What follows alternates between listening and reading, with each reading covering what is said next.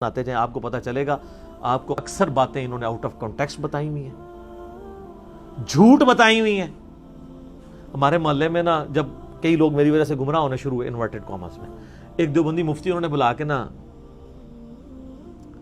درس کروایا اور آیت کے ایک ٹکڑے پہ وَأُولِي الْأَمْرِ مِنْكُمْ سورہ نساء نمبر 59, اور اس سے انہوں نے امام حنیفہ رحمہ اللہ تعالیٰ کی تقلید ثابت کی کہ اطاعت کرو اللہ کی رسول کی اور امام حنیفہ کی. حالانکہ امام حنیفہ کی یہ بھی تقلید نہیں کر رہے, کیونکہ امام حنیفہ کو کینگرو کا نہیں پتا, ان کو قطبین پہ نماز کا مسئلہ نہیں پتا کہ 6 مہینے کا دن 6 مہینے کی رات ہوتی ہے, ان کو انتقال خون کا نہیں پتا, پوسٹ مارٹم کا نہیں پتا, ویڈیو کیمرے کا نہیں پتا جس کے آگے سے مولوی ہٹتے نہیں ہیں.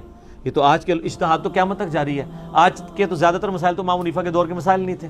تو اولی الامر منکم, اولی الامر منکم خلیفۃ المسلمین کے بارے میں اس پہ ہی وہ پورا اس نے لیکچر دیا. تو وہاں ہمارے ایک بھائی جن کی داڑھی بھی نہیں تھی وہ کھڑے, ان کا حضرت صاحب یہ آیت آگے بھی پڑھے نا, یہ آیت پوری تو نہیں آپ نے پڑھی. یہ آیت ہے یا ایھا الذین آمنوا اطیعوا اللہ واطیعوا الرسول واولی الامر منکم فان تنازعتم فی شیء فردوہ الی اللہ والرسول. اگر اولو الامر سے بھی تمہارا جھگڑا ہو تو معاملے کو پلٹانا ہے اللہ اور اس کے رسول کی طرف, کتاب و سنت کی طرف. ان کنتم تؤمنون باللہ والیوم الآخر, اگر واقعی تم اللہ اور یوم آخرت کو مانتے ہو. ذالک خیر و احسن تأویلا, اسی میں تمہاری خیریت ہے اور اسی کا انجام بہتر ہونا ہے. تو یہ آگے آپ پڑھیں نا, اس میں تو آیا کہ آپ تقلید اگر مطلقاً ہوتی تو امام سے اختلاف ہی نہ ہوتا. یہ تو اس امام سے اختلاف کا کہا گیا ہے کتاب و سنت کی روشنی میں. وہ کہتا ہے جی میرا درس بس صرف اتنے حصے پہ تھا. سر آنا کے لیے آپ ایسے درس کیا رکھیں, نماز کے قریب مت جاؤ. پھر ہمارا کوئی اسٹوڈنٹ آپ اٹھ کے کہے گا سر آگے پڑھے لکھا ہوا ہے جب تم نشے کی حالت میں ہو. اس سے اگلا درس رکھیں کہ اللہ ہی عیسیٰ ابن مریم ہے. پھر ہمارا اسٹوڈنٹ آپ کو بتائے گا اس سے پیچھے بھی لکھا ہے لقد کفر الذین قالوا ان اللہ هو المسیح ابن مریم. کہانیاں, ڈرامے, 2 نمبریاں. اس لیے دیکھ لیں سر, میں کل اپنے بھائیوں سے کہہ رہا تھا کہ اس وقت الحمدللہ, ویسے میرے ایک بڑے قریبی بڑے بیبے بھائی ہیں امریکہ میں ہوتے ہیں, کیا نام ہے چودھری محمد صاحب, ہاں دیکھ رہے ہوں گے. السلام علیکم. کئی سال پہلے وہ آئے نا, اس وقت تو یہ ہمارا فتنہ اتنا بڑا نہیں تھا انورٹڈ کاما میں, آزمائش. تو وہ اس وقت بھی کہتے تھے یوٹیوب کا بےتاج بادشاہ, حالانکہ یہ 4-5 سال پرانی بات ہے, اس سے اتنی ایٹ لیسٹ. لیکن سر آج آپ یوٹیوب پہ جائیں, جو گلے پھاڑ پھاڑ کے کہہ رہے ہیں نا ہم کروڑوں بریلویوں کے نمائندہ ہیں, کلپ دیکھا ہوتا ہے 800 بندوں نے. کوئی کلپ زیادہ چلا جائے تو 2000 تک چلا جائے گا, ہاں جس میں میرا نام ڈال دیں تو شاید 20,000 تک چلا جائے. یار کروڑوں کے آپ نمائندہ ہو تو آپ کو دیکھ تو ہزاروں میں بھی نہیں رہے, کدھر غائب ہو گئے؟ ہماری ویڈیو کو لوگ دیکھ رہے ہیں, اور ایک ایک چینل کے اوپر اگر آپ روزانہ کی ہماری ویورشپ دیکھیں تو ملینز میں ہے, سارے چینلز کی ملائیں ملینز میں. کوئی مدرسہ نہیں, کوئی فرقہ نہیں, ایک مولوی بھی نہیں جو ساتھ کھڑا ہو, اور ایک بھی نہیں ہے جو خلاف نہ ہو. حتیٰ کہ اب انہوں نے اپنے خلاف کلپ بنانے چھوڑ دیے. میں نام نہیں لیتا, وہ لال رومال والی سرکار 1 سال ہو گیا کوئی کلپ ہی نہیں ان کا آ رہا. کیوں؟ توحید کا کام مکمل ہو چکا ہے, کسی بھی ٹاپک پہ کلپ بنانا بند کر دیے. اور جو ادھر بیٹھے ہیں ان کے جانشین وہ بھی میرے خلاف بنا رہے ہیں, بریلوی تو میرے خلاف بنا رہے ہیں. اب آپ دیکھیں آج کل ایسا بریلوی اور اہل حدیث کا ایسا اتفاق ہوا ہوا ہے, بریلویوں کے کلپس کے اندر اہل حدیثوں کے کلپ کے اندر بریلویوں کے علماء کے تھمبنیلز میں تصویریں لگی ہوئی ہیں پروموٹ کرنے کے لیے, خلاف نہیں. وہ جو لاہور کا ایک گلے پھاڑ کے بولتا ہے, اس نے بھی تازہ ایک کلپ اپلوڈ کیا ہے, اس میں اس نے خادم رضوی صاحب کے ساتھ تصویر لگائی دی ہے. تو یار آپ اتنا تو مجھے کریڈٹ دیں, میں نے اتحاد امت کروا دیا ہے. میکڈونلڈ اور KFC کو ایک جگہ پہ جمع کر دیا, یعنی بریلوی اور دیوبندی کو. یہ تو آپ البیک والوں کو کم از کم کریڈٹ دیں. اور سارے اپنا کام چھوڑ کے نا ادھر, ان کو یہ پتا چل گیا کہ بھائی اے نا اسلامک سٹیٹ, مسلمز دی امپائر کھڑی ہو رہی ہے بھائی, رومن امپائر تے پرشین امپائر گئی اور پریکٹیکلی جا چکی اللہ کے فضل سے. ٹھیک ہے نا.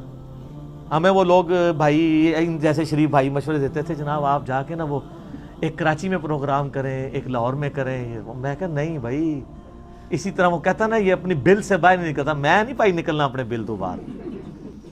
بخاری مسلم کی حدیث ہے, قرب قیامت میں ایمان مدینے میں ایسا لوٹ آئے گا جیسے سانپ اپنی حفاظت کے لیے بل میں لوٹ آتا ہے. حضور نے ایمان کو بل میں لوٹنے سے تشبیہ دی ہے. وہ بعض عیسائیوں نے اس کا مذاق بھی اڑایا کہ بھی تمہارا نبی ایمان کو سانپ کے ساتھ تشبیہ دے کے, کہ نہیں, سانپ کی اس عمل سے تشبیہ دی ہے, سانپ کے ساتھ نہیں, کہ سانپ اپنے آپ کو ایک پروٹیکٹڈ فیل کرتا ہے اپنے بل میں, اس طرح ایمان جس نے بچانا ہوگا نا تو اس کے لیے بل قرب قیامت میں مکہ مدینہ ہوگا. تو ہماری یہ جو دار ارقم ہے نا اکیڈمی, دار ارقم ہم اس لیے کہتے ہیں کہ یہ لوگ نبی الاسلام کو مکہ شریف نہیں جانے دیتے تھے, انہی کے باوجدات ہے نا, تو یہ ہمیں مسجدوں میں نہیں جانے دیتے, ہم نے اپنا دار ارقم کھول لیا. نبی الاسلام بھی دار ارقم میں تبلیغ کرتے تھے. تو یہ دار ارقم جو ہے نا, یہ بیسیکلی آپ اسے اصحاب کہف کا غار کہہ لیں جسے ولید بھائی کہتے ہیں, یا کچھ بھی کہہ لیں, ہم اپنا ایمان بچا کے ادھر بیٹھے ہوئے ہیں. ٹھیک ہے, تو یہ اسامہ بھائی ہمیں مشورے دیتے تھے کہ جناب آپ لاہور میں کریں. میں نے کہا نہ بھائی نہ, ضرورت ہی نہیں ہے, چپ کر کے کھڈ میں بیٹھو, اور لاہور میں کسی حال میں نہیں, لاہور میں جتنے ان کے فرقوں کے لوگ آباد ہیں ان کے گھروں میں, ان کی بیٹھکوں میں گھس کے ان کے بچوں کے موبائلوں میں چلے جاؤ, جب وہ اکیلے بیٹھ کے چھپ کر کے ہماری ویڈیوز دیکھ رہے ہوں اور ان کے ابا جی کو پتہ بھی نہ ہو. یہ کمال ہے, یا لاہور میں الحمرا حال میں لیکچر ڈیلیور کرنا اور اس کی ایک ویڈیو بنا لینا, بعد میں کسی کو پتہ بھی نہیں ہو وہاں پہ ہوا ہو. تو اللہ کا فضل ہے کہ یہ پلیٹ فارم دعوت حق, اس کی جو دعوت حق کی طاقت, میں نہیں کہتا ہماری طاقت ہے, وہ اسی پہ ہے کہ ہم نے لوگوں کو کتابوں سے جوڑا ہے, اور ہم ان بابوں کو مانتے ہیں جو کتابوں کو مانتے ہیں. جو بابے کتابوں کو نہیں مانتے, واللہ انہوں نے تو عزت یہ ویل کی تھی اسی بنیاد پہ. آپ کسی بزرگ کی عالم دین کی عزت کیوں کرتے ہیں کہ یار اس کو قرآن حدیث کا علم ہے, اور اگر وہ قرآن حدیث کا دشمن ہو, نہ خود پڑھے نہ کسی کو پڑھنے دے, اور الٹا کہے کہ جو ڈائریکٹ پڑھے گا گمراہ ہو جائے گا, وہ عزت کے قابل رہ جائے گا. مجھے لوگ اکثر کہتے ہیں جناب جن بزرگوں کے ذریعے آپ تک یہ قرآن و حدیث پہنچے آپ ان کا احترام نہیں کرتے. سر میں کرتا ہوں, میں ان بزرگان دین کا بھی احترام کرتا ہوں, میں ان انگریزوں کا بھی احترام کرتا ہوں جن کے پرنٹنگ پریس پہ اتنی کلرڈ بک دارالاسلام نے چھاپی ہے. اگرچہ میں ان انگریزوں کو رحمت اللہ علیہ نہیں کہہ سکتا کیونکہ وہ کفر پہ مرے ہیں. آپ کو اس لیے نہیں کہہ سکتا کہ آپ کے بزرگوں میں اکثر گستاخانہ عبارتیں ہیں. تو صرف بزرگوں کا نام نہ لیں کہ کتابیں انہوں نے بچائی ہیں, نہ, آپ کے بزرگوں پہ ہوتا تو 8-10 ہی بخاری کے نسخے ہوتے. یہ تو انگریز کا کمال ہے, اس نے پرنٹنگ پریس آپ کو دی ہے تو آج گھر گھر میں بخاری موجود ہے. یہ انگریز کا کمال ہے کہ یوٹیوب دی ہے اور جناب اپلیکیشنز اسلام 360 یا مکتبۃ الشاملہ بنے ہیں, ایزی قرآن و حدیث بنے ہیں. اس میں آپ کے بزرگ کا کیا کمال ہے, وہ تو ایک گھڑی نہیں بنا سکے جس پہ آپ نماز کا ٹائم سیٹ کر سکیں. تو اب آپ اس طرح کریں, انگریزوں کی عزت کرنا شروع کر دیں, ان کے آگے اونچا سانس لینا چھوڑ دیں, ان کا احترام شروع کر دیں, کیونکہ انہوں نے دین آپ تک پہنچایا نا, کنٹریبیوشن ہے. تو کیا کہیں گے, نہیں یار جب ان کے عقیدے کتابوں کے مطابق نہیں, بے شک انہوں نے خدمت کی ہے, تو یہ تو آپ کو کہہ رہے ہیں.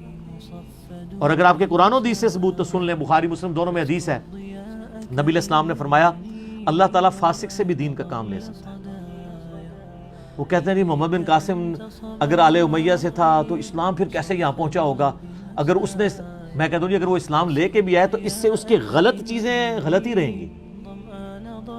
حجاج ابن یوسف نے اگر کوئی اچھا کام کیا ہے, عبد الملک بن مروان نے قبۃ الصخرہ ڈوم آف دا راک یروشلم میں بنوایا ہے, تو ہزاروں صحابہ کو بھی تو قتل کروایا ہے انکلوڈنگ عبداللہ ابن زبیر. تو آپ وہ کام اپنی جگہ, برائی اپنی جگہ. اللہ فاسق سے بھی دین کا کام لے سکتا ہے, اور ان کی مت تو ویسے ہی ختم ہو گئی ہے. سر آپ کے بابوں نے کلمے پڑھائے تھے یا نہیں پڑھائے تھے؟ ڈاکٹر ذاکر نائک حافظہ اللہ تعالیٰ نے سینکڑوں ہندوؤں کو, جن میں ہندوؤں کے پنڈت بھی شامل ہیں, آن کیمرہ کلمہ پڑھایا. تو یہ ہزاروں جو لوگ مسلمان ہوئے ہیں ڈاکٹر ذاکر نائک کے ہاتھ پہ, تو کیا بریلویوں نے ڈاکٹر ذاکر نائک کو جو ہے وہ مان لیا ہے شیخ الہند, غوث وقت؟ کیا کہیں گے, وہ کہیں گے کلمہ پڑھایا تو کیا ہوا, عقیدے تو صحیح نہیں نے. تو سر تواڈے بھی, تواڈے بابے دے عقیدے بھی ٹھیک نہیں نے, کلمہ پڑھایا تو کیا ہوا. جو آپ بات کریں گے, جو آلو آپ ہمیں فٹ کریں گے, آپ کو پتہ نہیں اس سے پہلے آپ کو فٹ ہو رہا ہوگا. تو آپ نے اگر ہماری بات پہ آنا ہے تو آئیں. اسی کو ہم نے عرض کیا ہے کہ مرنے سے پہلے اے مسلمان کر لے اس پہ غور, کتابوں کا خدا اور ہے, بابوں کا خدا اور.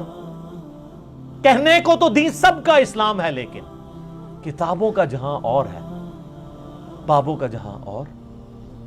تو یہ ذہن میں رکھیے گا, جب تک بابے راستے سے نہیں ہٹتے امت کو آپ نہیں جوڑ سکتے. مجھے مولانا اسحاق صاحب سے, طارق جمیل صاحب سے جو بنیادی اختلاف ہے نا, وہ یہی ہے. وہ یہ سمجھتے تھے کہ اپنے اپنے بابے قائم رکھتے ہوئے امت میں اتحاد ہو جائے. نہیں ہو سکتا. کیونکہ بابے ایک دوسرے کو مسلمان ہی نہیں سمجھتے, ان کے ماننے والے کیسے ان کو ایک دوسرے کا احترام کر سکتے ہیں. جو تاجمی صاحب کہتے ہیں اپنا چھوڑو نہ کسی کا چھیڑو نہ, نہیں, ہم کہتے ہیں اس کے الٹ ہے, پہلے اپنے آپ سے دستبردار ہوں اور دوسرے کو بھی چھیڑیں, ہو سکتا ہے کچھ بات اس کی بھی ٹھیک نکل آئے. اور مولانا اسحاق صاحب کیا کہتے تھے, احمد زابی رحمۃ اللہ علیہ, علی تھانوی بھی رحمۃ اللہ علیہ, ٹھیک ہے جی, فلانا بھی رحمۃ اللہ علیہ, اور جب ہم کہتے ہیں یار یہ عقیدوں میں خرابیاں موجود ہیں, وہ کہتے تھے وہ ٹھیک ہیں, خدمات بھی ہیں, اس سے امت کو جوڑا جائے. امت کبھی نہیں جڑے گی, اس لیے کہ وہ دونوں رحمۃ اللہ علیہ ایک دوسرے کو مسلمان نہیں سمجھتے تھے. تو لوگ مولانا اسحاق کی بات مانیں گے یا احمد بریلوی صاحب کی؟ احمد بریلوی صاحب نے حسام الحرمین میں علماء دیوبند کے بارے میں ڈکلیئر کیا ہے کہ یہ مرتد اور واجب القتل ہیں, اور اجماع ہے ان کے اوپر.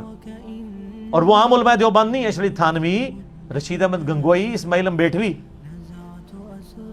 اور کتاب کا نام رکھا حسام الحرمین, حرمین کی تلوار. تو تلوار ظاہر ہے ساروں کے اوپر چلا رہے ہیں. اس کے جواب میں یہ 1905 میں لکھی گئی, 1906 میں لکھی گئی, المحند علی المفند, ہند کی تلوار ایک مفند سٹھیائے ہوئے بابے کے اوپر. اور سٹھیائے ہوا بابا انہوں نے احمد بریلوی کو کہا, اور اس میں لکھا انہوں نے کہ احمد بریلوی ان کی پوری جماعت ایک شیطانی لشکر ہے جو ہم پہ حملہ آور ہو گئے. کام بھی ختم. سر بابوں کو چھوڑیں گے تب کتابوں پہ اتفاق ہوگا. کتابوں پہ اتفاق ہو سکتا ہے, بابوں پہ کبھی نہیں ہو سکتا. ہاں, ایک شخصیت پہ ہو سکتا ہے, محمد رسول اللہ صلی اللہ علیہ وآلہ وسلم, دیٹس آل. ورنہ یہ آپ قیامت تک لڑتے رہیں گے. اور سر پریکٹیکلی ہم نے یہ اتفاق کروا کے آپ کے سامنے رکھ دیا. ایسا اتفاق کرایا کہ ہماری وجہ سے ہمارے مخالفین نے آپس میں اتفاق کر لیا. اتنا بڑا اتفاق آپ نے دیکھا تھا کہ بریلویوں کے پیج کے اوپر اہل حدیثوں کی ویڈیوز چڑھ رہی ہوں میرے خلاف, اور اہل حدیثوں کے پیج کے اوپر بریلویوں کی ویڈیو چل رہی ہوں میرے خلاف. وہ بریلوی جو کہ امام کعبہ کے پیچھے نماز نہیں ہوتی, اور وہ امام کعبہ کے ماننے والے اہل حدیث جنہوں نے سعودیہ سے فتویٰ نکالا ہوا ہے کہ بریلویوں کے پیچھے نماز نہیں ہوتی,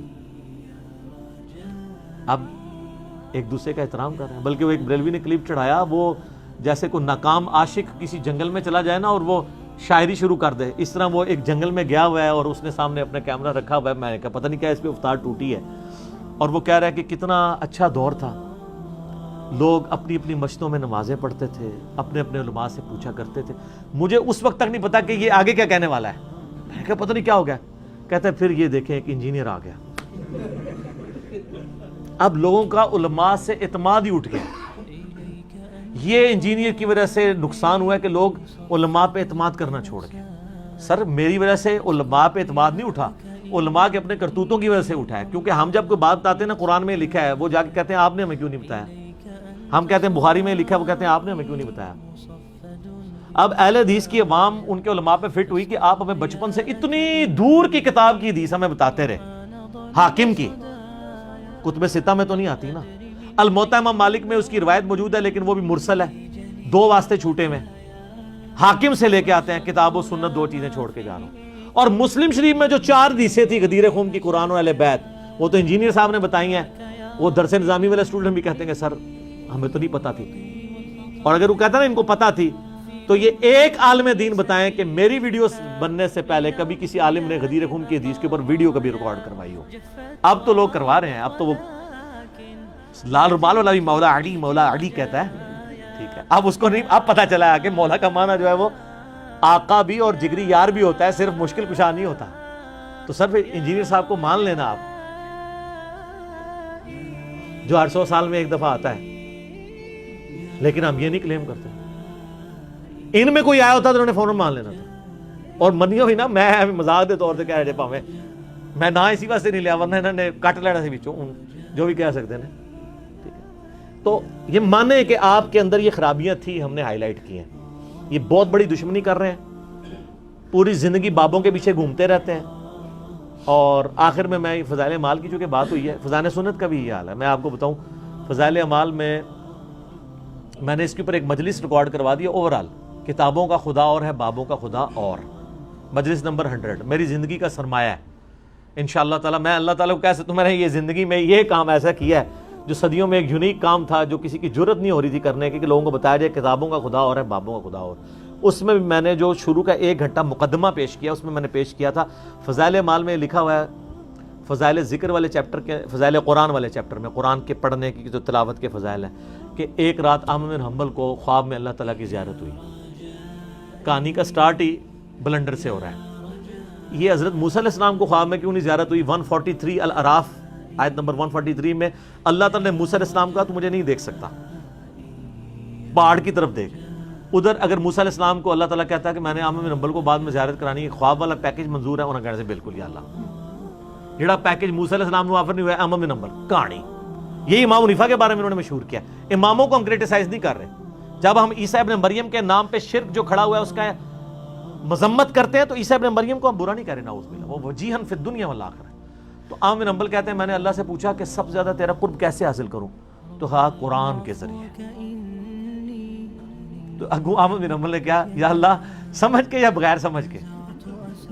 اندازہ کرو، احمد بن حنبل کو تو یہ کہنے کی ضرورت نہیں تھی، ان کو تو عربی آتی تھی.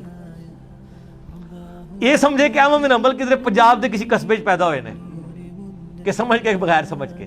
اور اس سے بڑی بات یہ احمد بن حنبل کو جاہل مانتے ہیں کیونکہ عالم کو تو عربی آتی ہوتی ہے. انہیں سمجھا کہ احمد بن حنبل کوئی مویشی ڈنگر پالنے والا کوئی بندہ ہوگا، تو وہ اس نے آگے سے پوچھ لیا. یا ہو سکتا ہے یہ تعویل کریں کہ انہوں نے اپنے سے نہیں پوچھا سی، تو سے پوچھا سی. چلو ایمان. تو اللہ نے کہا کہ چاہے سمجھ کے چاہے بغیر سمجھ کے. تو قرآن کیا اس لیے نازل ہوا ہے کہ بغیر سمجھے؟ پورے قرآن کا مقدمہ یہ ہے کہ قرآن ہم نے نصیحت کی نازل کیا. سورہ محمد میں آتا ہے کیا تمہارے دلوں کے اوپر تالے پڑے ہوئے ہیں، تم قرآن کے اوپر تفکر نہیں کرتے ہو؟ سورہ صاد کے اندر آئی ہم نے کتاب اس لیے نازل کی کہ تاکہ اس کی آیات پر غور کیا جائے اور عقل مند لوگ اس سے نصیحت حاصل کریں. فی البدی بے شمار آیات ہیں، میں نے اس پہ پورا ریسرچ پیپر لکھا ہے، امام الانبیاء کی دعوت قرآن، ریسرچ پیپر نمبر 4.